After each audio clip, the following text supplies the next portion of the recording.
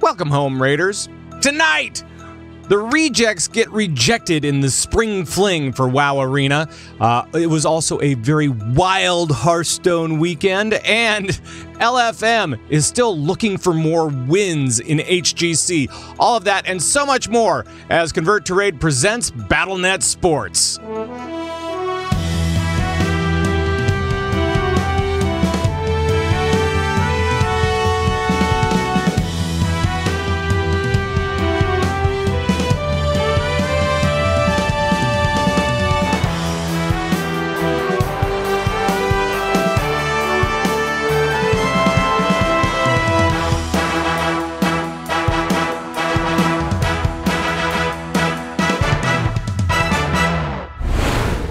Welcome to BattleNet Sports, everybody. My name is Pat Crane, and we have a lot of show for you today.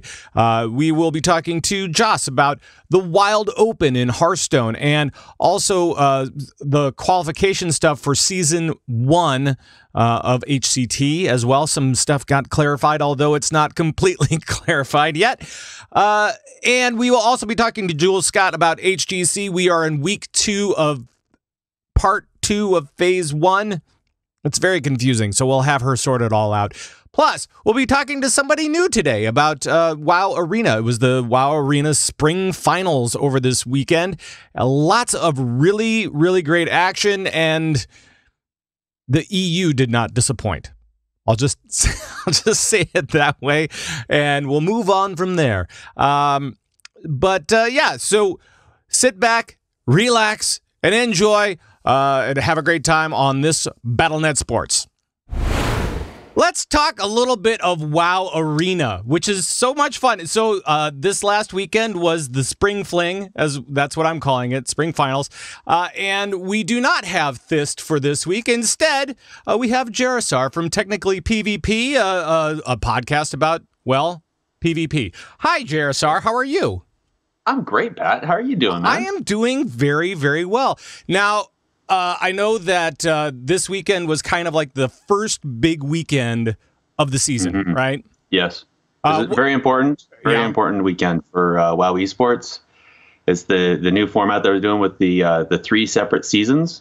And the winner of this cup walked away with $50,000 US plus a guaranteed spot at BlizzCon at end of the year. Right, so, which is actually really cool because, I mean, having a secured spot for BlizzCon means more money.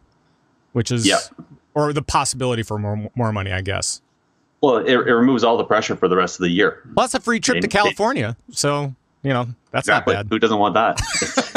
Exactly. So, so this was EU versus NA, and we kind of talked about it on the show before as far as who was there. I mean, we had Skillcat Black, XRB to the Moon, Ascendant, and Reformed from the EU, and from NA we had Method Orange, the Rejects, Super Frogs, and then Sneakier Snakes snuck into the Spring Finals as well.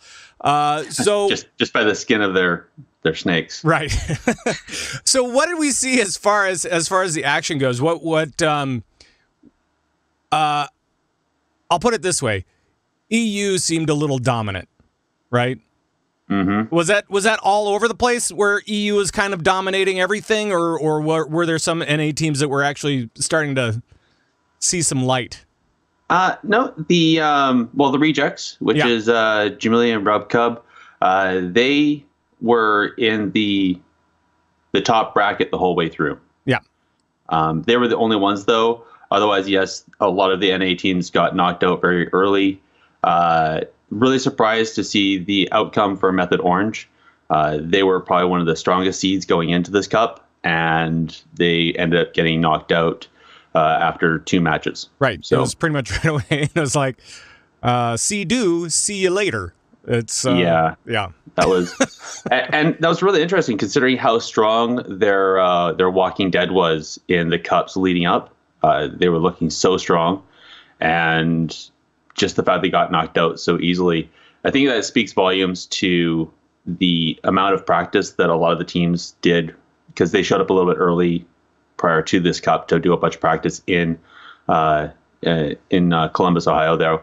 So I think that speaks to what they did and how they were able to find those win conditions and the proper matches or the comps that they needed to bring into those matches to really succeed, which was Yeah, like I said, amazing. The gameplay overall, there's so much stuff going on. There's so many little nuances. I'm so glad ZQ went over a lot of the matches afterwards. It caused a little bit of a slower day because there's so many breaks where they're breaking down all the matches. Sure. But I highly recommend it. If anybody watched one of those and didn't see or understand what was going on, you have to watch his analysis afterwards, and it really kind of breaks down those pieces to see what happened. Yeah, if you are new to WoW Arena, especially, make sure to watch those in the VODs because it is actually really important. It's really cool, and I mean, it was so funny because I was watching the finals, and I watched like the last game of the finals live, which was the Rejects versus Reformed, and I watched like the last. I finally like got away from everything and I went, all right, I'm going to watch the stream. And it was the last match. It was the last game of the last match. And I went, okay. And it was over in a minute and a half. I was like, yep, I just missed everything. Oh my God. So then I went back and watched the VODs. But it seemed like Reformed was just tearing the Rejects apart. They were. I mean, it was a 4-0 and every match or every game seemed like it was like a minute and a half right around there. So, which is actually long. Those matches were longer than the first time they went up against each other, which was during the winners bracket or the upper bracket, because they competed against each other in the quarters. Okay. Reformed beat the Rejects. Rejects went down into the lower bracket, beat Skill Cat Black, came back to end up hitting into Reformed again. And actually, although the games lasted longer, Reformed actually did a much better job and 4-0'd them. Right, exactly. It was, And Reformed though was definitely the better jungle cleave that was in the whole tournament this weekend. The other one being Sneaker Snakes with their jungle cleave. Although Sneaker Snakes, like I said, they got knocked out of the upper bracket right at their first match, and then lost directly to Ascendant in their second matchup and went home as I believe 7th place. Gotcha. And so we were seeing, it was only a couple of teams with jungle cleave though, right? Was it mostly RMP as far as like makeups go? Actually, it was really interesting. I was expecting a lot of RMP, RMX, if you will. There was a lot of other comps that were brought in, mostly as counters for the Walking Dead and for the jungle cleave as best they could. So we did see for the, I shouldn't remember which one it was now. I believe it was Super Frogs went in up against and they had a pretty good success against Reformed and their jungle cleave, where they were using a Warlock and Assassination Rogue. And those guys before were doing the 3 monks, right? Those guys were like in weeks prior. I think they also did some. They've also had some other weird comps where they just like tried stuff. yes. There were some interesting experimentations. Yeah, exactly. So what did you think overall as far as like the action goes for this last weekend? And actually, let's go back even further and just say the whole beginning of the season. What have you thought about the teams and about the broadcasts that we've seen so far? Wow. You know I'm old. I don't have that good of memory now, right? So. That's right. We share that at least. But it's been fun, right? It's, oh my goodness, this whole season has been phenomenal. The weekend upon weekend of gameplay. I mean, once they started actually rolling the cups, EU, NA, alternating back and forth.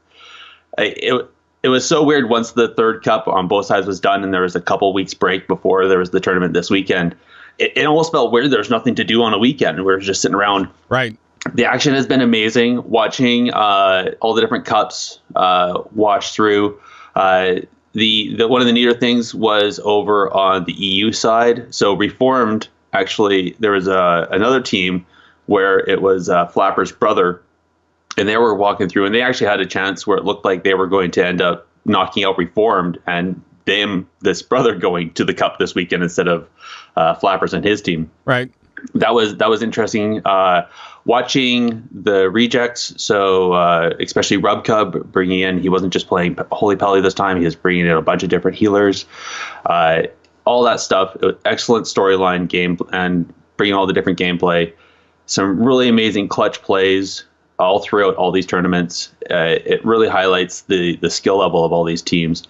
This cup specifically, I found it really interesting that there wasn't as many, throughout the whole match, there wasn't as many deep dampening games. Mm-hmm. But even if for the ones that there were, they were still exciting. It wasn't just 10 minutes of listening to the casters trying to struggle and find a way to keep it exciting for us to listen and watch to. It was just like, it was full on pressure the whole time. There was always constant action, and it was just really fun to watch. And I think, especially at the tail end of Legion here, this is something that's really going to help out World of Warcraft, because up until now, there's always been kind of like, throughout the different X packs, there's always been like the one team that would or the one comp that would always win it all, and be whoever can play that one the best. Right. And definitely at the end of Warlords of Draenor and now into Legion, you definitely have more of a really solid paper rock scissor game going on. So It's really, really good. Yep, it is good. And those casters were totally hyped too. I was gonna break in for a second and just say they were so hyped up. It was this high action intensity with the casters the entire time, and it was just, you were sitting on the edge of your seat, and it was just the entire time, because they were just so amped up and so, just into all of the action happening on the screen. It was kind of amazing. One other thing that I just wanted to bring up was at the end of everything, after Reformed wins, right? They interview Flappers, who's like the big guy on the team, and he's quite the feral druid. Yeah, and and they were like, so how does NA stack up against EU? And he's like, no, NA is just basically no. It's just like, nope, they're not showing up. It's like it was. It's like, hey, it was really great. Thanks a lot. I'd say it was a good thing they put the token Brit up there on stage to talk to him. That being Adrian Healing-Stat. So, it was really funny though. Throughout the whole tournament weekend, they were really the casters were really having a fun time playing up the NA versus EU theme line. Definitely, there were some shots fired at the caster's desk. There was some shot fired. Healing-Stat dropping some napkins on the stage after the first interview, offering some napkins to wipe up the salty tears of the NA team. Yep. It was. I wanted to reach through the screen at one point. It's funny, and if you're in North America, it's also a little bitter. So it was just a little bit. Just a little bit. A little salted caramel. So what are you? So now that we're past the spring finals and we're going into the summer season, what are we? Is there any team that wasn't here that you're looking forward to seeing play as we go through the season? Oh my, that's a darn good question. I would love to see the Method Black team with Smexon. Definitely make it into the tournament next season. That's right. They didn't make it. Yep. They didn't. No. Fairly Caustic and the Move. Those were the two teams I thought they had some pretty good options into the last cups. Cool. That's with so the Move was Peekaboo and Jelly Beans, which I have a huge amount of respect for. And the Fairly Caustic team, it was some names I hadn't heard of before, but I really liked some of their gameplay. And with only a 3-man roster, they were doing really well in the last couple cups. So that's from the NA teams, definitely. From the EU side, again, I really don't know these teams as well. Sure. I would like to do a shout out to, I would love to see Tempo Storm make it with Alec and Minpoike, Nixie, Carrot. Very, very strong roster. Alec being the leader from ABC who won BlizzCon last year. Right. So I'd love to see them actually make it in, and they have such a strong roster. That said, I mean, you've seen this in a lot of the esports teams. When you take a really strong roster, you put the team together, but it doesn't always work out that way. Right. That was really the best. So I'd like to see them really kind of get their team play together a little bit better and just really, really take it home. Cool. The one other thing I would love to see in the Summer Cup is, especially on the EU teams, because on this tournament, there was 2 teams, 1 player each, that didn't actually make it because they had visa issues. Oh, right. And that was Skill Cap Black, as well as oh boy, all these little spots that I'm forgetting things. I think it was the Ascendant. Yeah. Okay. Acro Lulz that didn't make it. Yep. So those 2 teams were actually down 1 player in the roster, which they were able to play it out, but they still affected their gameplay. And I'd love to see that in the summer with the proper rosters and actually see how strong that actually ends up working out to playing out in the summer season. Yeah. And as we're finding out, I mean, with all the different sports that we're, or all the different esports, I guess, that we're covering on this show, we are finding that visa problems are a real issue for a lot of foreign playing teams. And you know, we've seen it in Overwatch League a few times, and we're seeing it in HGC and everywhere. I mean, it's just everywhere. Yeah, so it is, and it's kind of upsetting because with Blizzard being a North American or American company, I would hope that they're able to, especially with how much they're putting all their chips into esports, they're able to maybe help get the visas through a little bit, or do something with the United States government to help maybe create an esports sort of visa to really help out these players. Otherwise, I would love for them to understand that they probably have some contractual agreements with their esports arena that they have in Burbank studios, as well as the MLG studios there in Columbus. I'd really like to see them continue to use some of the European esports like they had out there, I believe it was in the Ukraine, and just use those again. Or head to Toronto or something. It's kind of one of those things where God. What I will say is, if you want Blizzard to work with the United States government on getting better visa controls, awesome. I totally support that. But here's 2 words for you: good and luck, because we're in a different era in the U.S. I won't go into that stuff, but I would love to see some stuff happening up here in Canada, though. Yeah, if they could do that, That'd be great. They did HCT in Toronto. Why can't they do some WoW stuff too? That'd be awesome. I'd love to see a tour like that. That'd be great. All right. Anything else, WoW Arena, that you wanted to bring up or talk about, or anything like that? I guess the only thing I also want to bring up is we have a break now. The next cup is going to start on the 12th of May, so we definitely have a chance to see what's going to happen with these rosters, see what's going to happen over the next little bit, and see if they try to just refine their gameplay or change up their teams a bit, and maybe bring in a different player or bring in a different spec. I'd also like to point out the Outlaw Rogue that we saw on WAS, probably pretty much the only time we've seen an Outlaw Rogue in these tournaments, is actually fairly strong on the ladder. So I'd like to, I expect to see a lot more other teams picking up that sort of game player spec, and we'll probably see a bit more of that during the Summer Cups. So. All right. Well, thank you, Jerasar. You can always catch Jerasar on Technically PvP, which is his podcast, and it's a cool show. I like it a lot. And if you want to see Jerasar at BlizzCon, make sure to get him before the arena finals, because as we found out last year, he lost his voice and he couldn't talk at all, even though you went up for a question during the WoW Q&A. That was brave and brazen, might I say. So I wasn't expecting it. Let's just say that. All right, well, Jerasar, thank you very much, and hopefully we'll talk to you soon. Looking forward to it, Pat. Thanks. Well, I'm here with Jocelyn Moffat once again to talk about Hearthstone and all the things of HCT and beyond, actually. Yes. Let's talk HCT first, though, because Season 1 is now done. It's in the books. And now we're trying to come up with who's qualifying for it, right? Right. So we talked about this a little bit last week, and I was kind of unclear with what exactly was going to happen. So I reached out to some of my friends at the Hearthstone esports team and basically said, okay, guys, what's going on with these points? Because you've got to do something or we're going to have a playoff between one player and nobody else. So what's going on?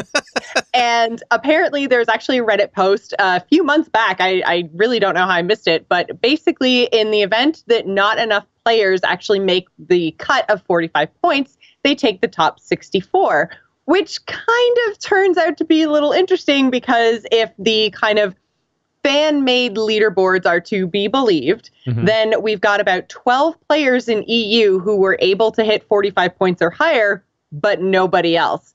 So the whole idea of the point threshold was to give players something to, like a goal to hit so that at the end of the season, they weren't wondering if they were going to make playoffs or not. Right. But then because the point threshold was set so high, we're now in a situation where everyone's wondering if they've made the top 64 or not, and everything's up in the air. So season 1, maybe not as successful as they were hoping. I think they probably should have dropped that point threshold down to about 20 or 25 points in order to kind of avoid this situation. But So do you think they're going to try to remedy this for season 2 at all, or? I hope so. They haven't released what the threshold is going to be for season 2. I still expect it to be a little bit higher because the points that you earn in season 1 carry over. Like some of your points carry over season to season. So, I mean, we might still be looking at like 45 points as a threshold, but it definitely will be potentially like not raised as opposed to like going up every season. But it's also interesting when it comes to looking at the Hearthstone master players, because I mean, to be a 3-star master, you need 200 points. And if people are already struggling just to hit 40 and 45, maybe that 3-star master program needs to be adjusted as well. Although the Hearthstone eSports team did say when they first announced all of this that it was kind of a trial system, that they were going to be looking at it over the course of these seasons and see if what's working, what's not, and they're open to changing it. So I'm not worried yet, but I know there was also actually an official apology that was issued by the Hearthstone team last week because they were making a whole bunch of changes to the ladder behind the scenes without communicating it to players. And it caused a lot of volatility in the high legend brackets. So players are having a really hard time on ladder actually knowing like when to play, when not to play, how to secure their finishes. And it was a little bit messy. So I think there's a lot of lessons to be learned from season 1. And I hope that the Hearthstone team kind of takes everything and gives us a better system going forward, because it was a little bit of a mess. All right. Speaking of a little bit of a mess. It was also the Wild Open this last weekend, and that is going to be a hot mess because there are so many damn cards out there that we don't know what people are bringing for decks. We don't necessarily, it could be all over the place. Let's just talk about the top 8, I guess, because, I mean, that's kind of the big thing, right? Yes, that's what was this weekend. Yeah, the top 8 was this weekend. And it was actually, I mean, considering how wild and crazy decks potentially could have been, I was a little bit disappointed in some of the lineups. A lot of the deck lists were fairly close to their standard counterparts. The only real big standouts were obviously the Reno list, because Reno is exclusive to Wild. So we had some N'Zoth Reno mage lists that were kind of interesting. We also had someone bring a Reno Paladin deck, which since the introduction of Kazakus, the Reno decks haven't really played much outside of the 3 classes that can use Kazakus. So seeing a Paladin deck make use of Reno was interesting, although the Paladin deck was eliminated in the quarterfinals. But I mean, good on him for bringing it. Sure. So it was really weird because there weren't any. I know we were speculating last week that there might be some of the lineups that brought the specifically Naga Sea Witch giant type things. More some of the lineups that were exclusive to Wild. And I think even though none of the 8 players brought the same lineup, there were a lot of decks that were very similar, and it seemed like whatever the kind of outlier in the lineup was, it got banned. So I felt like we saw a lot of mage and druid and warlock and priest. So it wasn't the craziness I was hoping for, but it was still entertaining. Well, and as far as what I can see here, it looked like there was one shaman deck Yes. And there were no hunter decks, no rogue decks whatsoever. So it's that kind of strikes me as being a little funny. But and then there was only the 3 warrior decks, I believe. So again, we have a form that's really dominated by all the same classes that we're seeing dominating in standard right now, which really is a little bit unfortunate. We did have some of the most popular wild cards. We saw the return of like Lothab and Sledge Belcher and Death Lord. So the cards that were popular when their sets were in standard, like before there even was a wild, we got to see some of those see play again, but it didn't necessarily have the feeling where it was something totally different, which is kind of unfortunate. But I mean, we've had 2 rotations now. We're coming up on our 3rd rotation. And I say this every time, I'm sure Wild is going to get even more different the more rotations that we get. So exactly. And the other thing in the lineup of Hearthstone in the near future is this weekend we kind of have the last tournament before the end of the year, right? Yes. So we actually have our Copa America Season 2 is coming to an end. So the top 16 are actually playing off this weekend from April 5th till 8th. Okay. There's some really big names in this tournament. We've got Muzzy, Zalay, Hoy, PNC, Nalguidan, Boar Control, and Raze. Raze is actually the current Copa champion from Brazil. So, I mean, it's a stacked tournament. There's going to be some really great Hearthstone going on this weekend. And like you mentioned, this is probably very likely going to be the last tournament of the Year of the Mammoth because it goes from the 5th till the 8th, and we're expecting the next expansion to drop on either the 10th or the 12th. So this is probably going to be the last one. So if you want to see all of your favorite Year of the Mammoth decks, then you should definitely be tuning in this weekend to watch Copa. Awesome. Anything else Hearthstone related that you wanted to chat about? That's pretty much it. The Season 1 qualifiers were kind of the big news this week outside of the Wild Open. So, that's pretty much it for me this week. But I'm sure there's going to be lots more next week as we get into the Year of the Raven. Awesome. Sounds good. Thank you so much, Jocelyn. Once again, you can check out Jocelyn over at The Angry Chicken and The Gamers Inn and what else? For Azeroth. And you've got like 17 other shows and streams. So make sure to check out Jocelyn wherever she is. Thanks, Joss. Thanks a lot, Pat. Okay, we're in week 2 of part 2 of phase 1 of HGC. And Jules is here. Jules Scott from Torn Think Tank and Nerf This, and of course, Battle.net Sports. Welcome, Jules. Thanks, Pat. I'm here to confuse your brain. Yes, please do. Everybody else has much better, calendar words. Calendar words? Sure. Let's just go with that.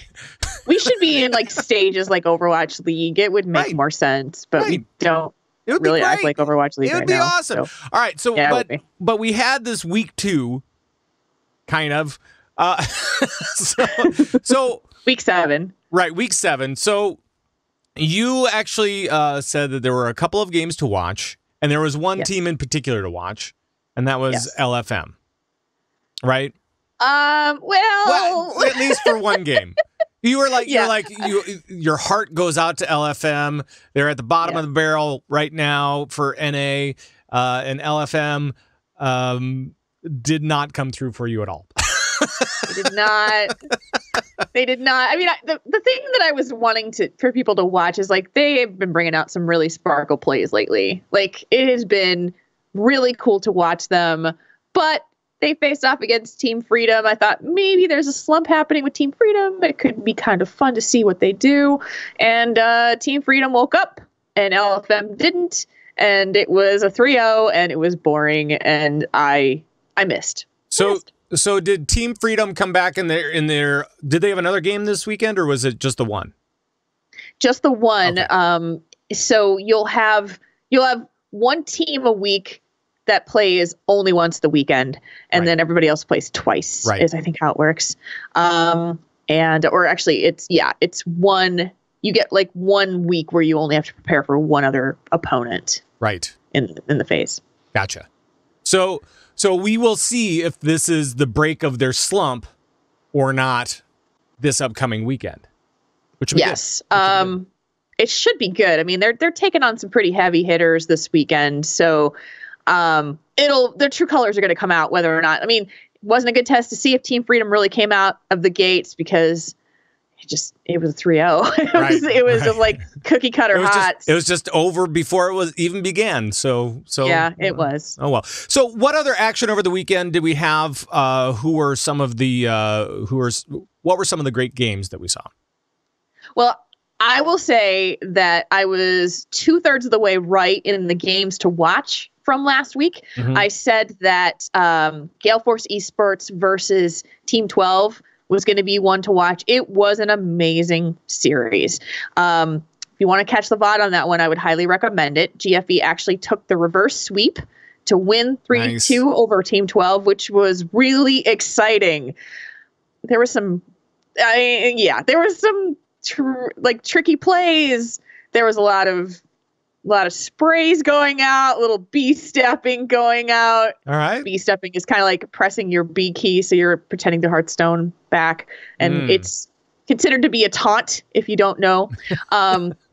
It was a great game to watch. And then last night's last game of the series, Heroes Hearth eSports against Team 12, and Team 12 lost that one too. So it was all of a sudden this like Team 12, this team that's been up at the top, wound up getting taken out twice by number 4 and number 5 seeds. That was kind of tough for them, but it was great HOTS to watch. Sure, I bet. Yeah. Oh, it was fun. It's always nice watching the one of the top teams just kind of fall. It's always kind of interesting, right? It's interesting. I mean, if you're a fan, it sucks, but well, yeah, of course. But it's funny because Team 12 has been this team that everybody's been kind of putting up there and saying that they're one of the best teams in the league. And after the Heroes Hearth series, that was the last game of the weekend, the casters magically started calling it expected instead of an upset, which was a very interesting shift. It was J-How and Dreadnought kind of going from saying that these Heroes Hearth guys are this flash in the pan, not sure what to do, was to saying, well, now it's actually expected that they would have won against Team 12.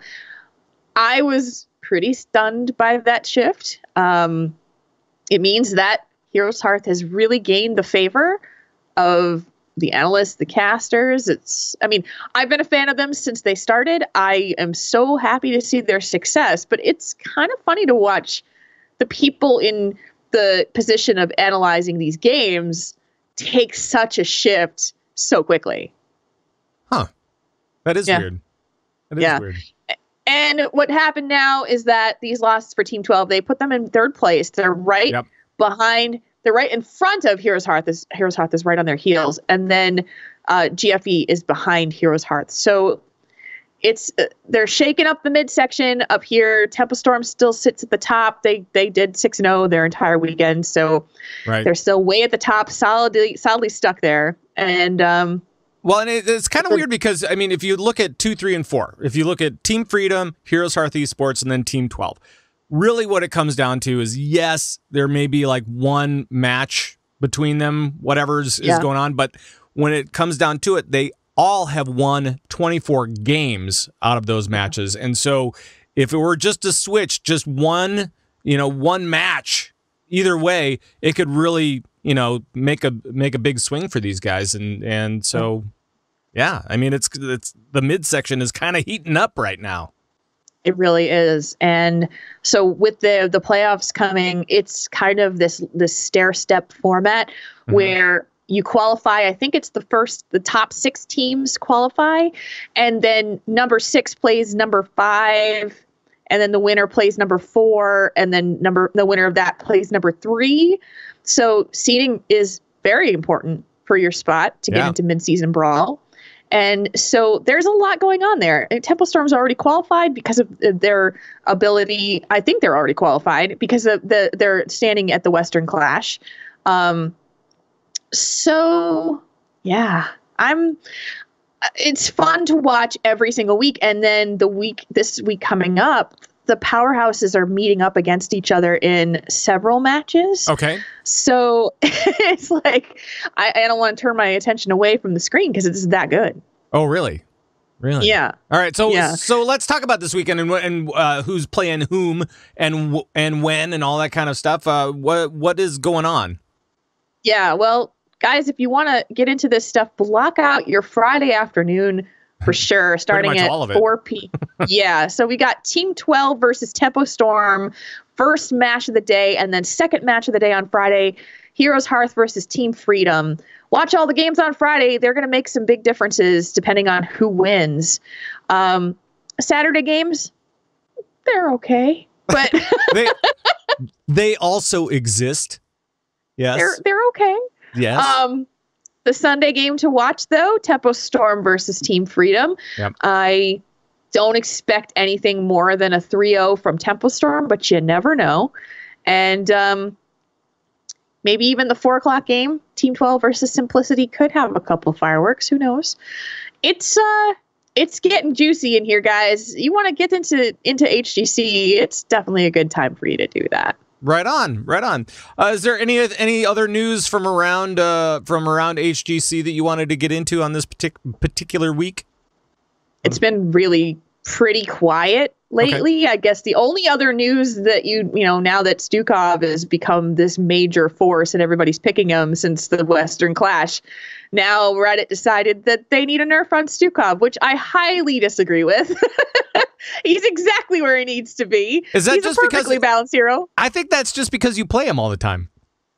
I think that might be your reasoning for not wanting a nerf. Huh. No. No. Don't touch him. He's great. and just to catch up people on the EU side just a little bit, right? I just want to talk about standings really quick. So I think we still have the top four that are the top four on paper. You know, it's Team Dignitas, Method, Fnatic, Zealots. Although Method was new, they've been a strong team all season long. So, but Dignitas is just kicking butt, really. Yeah, I mean, Method did not have a good showing at the Western Clash, though. No. So, but they've been strong through the season. It's just the Clash was not great for them. Yeah, there was some, and Zealots and Method met up this weekend. I was hearing a lot of rumors that this was a crazy match to watch, and I watched the VODs of the first two games, and I haven't caught the rest of it, so I'm going to go do that after this, because I've heard, I don't know what happened in that game, but I've heard it was crazy. So, but Team Liquid is that number 5 spot, and you know, we talked about this in the past, is like, Team Liquid is usually that team that you see in the top. They're having some struggles in that. Yeah, but and you can't count them out either. So I mean, there's just, no. Right. So I mean, you got to keep watching those guys. I don't know. Yeah. And it's not like they're completely out of it or anything like that. I mean, they're right behind Zealots. So yeah. Right. But as you said, Dignitas is definitely the top team in EU. That's possibly the top team in the world. I mean, that's what the midseason brawl is all about, is to really see who's going to come out on top. I was talking to Jarisar earlier in the show. You didn't see that, but I did not. Not at this time. But you know, there's this whole EU versus NA thing, and a bunch of taunting going on back and forth, mainly from the EU because they know they're better than us. Yes. Those suckers. Yes. I just want it to stop. Just one of these teams, just put them in their place. I don't care which esport it is. Just somebody do it already. Just put their foot in their collective butts and just break off a shoe. I don't know where I was going with that. Break off a shoe. It's gonna happen at some point. You just gotta keep believing. Don't stop believing, Pat. I am not a Journey cover band. I am not. I know that. I know. I don't stop believing. So I mean, I'm an NA fangirl all the way. So it doesn't matter if we're still sucking or not. We're still gonna keep going. Don't stop, be stepping. Don't stop, be stepping. All right. A little less would be okay. All right. Anything else, or do we pretty much cover it all for the week? I think you got everything. Okay, awesome. Well, thank you, Jules Scott. And once again, you can catch Jules on Torn Think Tank, Nerf This, and of course, right here at BattleNet Sports, and every once in a while over at the other show, the BattleNet News Show as well. Thanks, Jules. All right, that is going to do it for this episode of BattleNet Sports. I want to thank all of the contributors. I want to thank Joss and Jules and GRStar. Welcome to the fold, my friend. It was really great hearing from all of those guys and all of those different esports. Remember, this weekend we actually have a return of Overwatch League. We'll have HGC, and we will have the Copa in Hearthstone. We are off for a little bit for arena stuff. That is going to do it for us. But if you want to join us at any point, please head over to converttoraid.com. That's where we have our video, we have our audio, we have all those different things. We have our Discord info, and just everything is over there, including the Convert to Raid podcast network. So you can check out all of the different shows from all of the regular players that join us both here and on BattleNet News. So please go over to converttoraid.com, check it out, and thank you so much for stopping by. We will see you next time. Until then, bye-bye, everybody. Bye-bye.